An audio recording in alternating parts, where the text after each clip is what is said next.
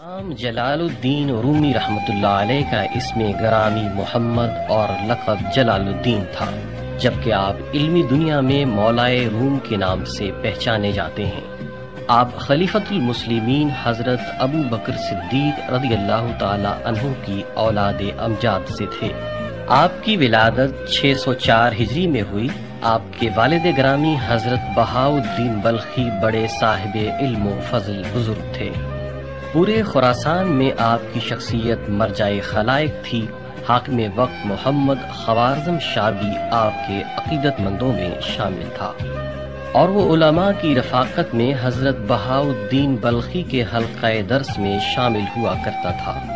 حضرت بہاؤالدین کی مقبولیت جب حد سے بڑھ گئی تو محمد خوارزم شاہ کے درباریوں کو یہ بات ناگوار محسوس ہونے لگی۔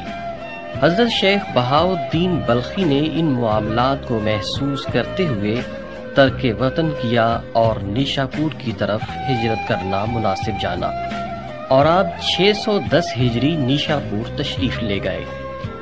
جب حضرت فرید الدین عطار حضرت شیخ بہاؤالدین بلخی سے ملنے تشریف لائے تو انہوں نے حضرت امام جلال الدین رومی کو دیکھتے ہی فرمایا، اس صاحبزادے کے جوہر قابل سے ہرگز غفلت نہ برتیے گا۔ اس وقت حضرت مولائے روم صرف 6 سال کے تھے۔ پھر حضرت بہاؤالدین بلخی نیشاپور سے بغداد تشریف لے گئے۔ وہاں کچھ عرصہ قیام فرمانے کے بعد آپ حجاز اور شام کی طرف روانہ ہوئے۔ اس کے بعد آپ زنجان پہنچے، وہاں سے لارندہ میں اقامت اختیار فرمائی۔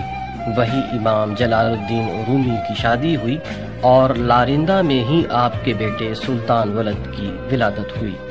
امام جلال الدین رومی کی شہرت جب شاہ روم علاء الدین کیقباد تک پہنچی تو اس کی درخواست پر آپ کونیا تشریف لے آئے۔ وہاں امام جلال الدین رومی کی زندگی کا وہ اہم باب شروع ہوا جس نے مولائے روم کی زندگی کے رخ کو یکسر بدل کر رکھ دیا۔ آپ کی ذات ظاہری علوم میں اپنی مثال آپ تھی، مگر حضرت شمس تبریز علیہ رحمت سے ملاقات نے آپ کو باطن کی حقیقتوں سے بھی آشنا کر دیا۔ حضرت شمس تبریز اپنے مرشد گرامی بابا کمال الدین جندی کے حکم پر کونیا تشریف لائے تھے، کیونکہ انہوں نے ارشاد فرمایا تھا کہ تم روم جاؤ، وہاں ایک سوختہ دل ہے، اسے گرما آؤ۔ مولائے روم حضرت شمس تبریز کے عقیدت مندوں میں شامل ہوئے اور پھر انہی کے ہو کر رہ گئے۔ شیخ و مرید دونوں 40 دن تک صلاح الدین زرکوب کے حجرے میں چلا کش رہے۔ کھانا پینا بالکل ترک کر دیا۔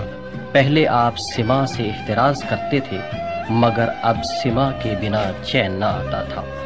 مسند تدریس و فتویٰ نویسی بالکل ترک کر دی۔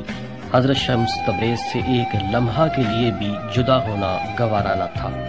اہل شہر میں شمس تبریز کے خلاف ایک شورش بپا ہوئی اور حضرت شمس تبریز کونیا سے دمشق کی طرف ہجرت کر گئے۔ مولانا جلال الدین رومی نے اس فرقت میں نہایت رقت آمیز شعر کہے۔ اہل شہر اور مریدین کی ندامت کے بعد حضرت شمس تبریز کو دوبارہ کونیا لایا گیا۔ آپ 2 سال کونیا رہے، اس کے بعد حضرت شمس تبریز کو شہید کر دیا گیا۔ امام جلال الدین رومی اس سانحے سے شدید صدمے میں رہے۔ بالآخر یہ آفتاب شریعت و طریقت آسمان دنیا پر اپنی مثنوی مانوی کا شفق چھوڑتے ہوئے 18 یا 5 ربیع الثانی بروز جمعۃ المبارک 672 ہجری غروب ہوا۔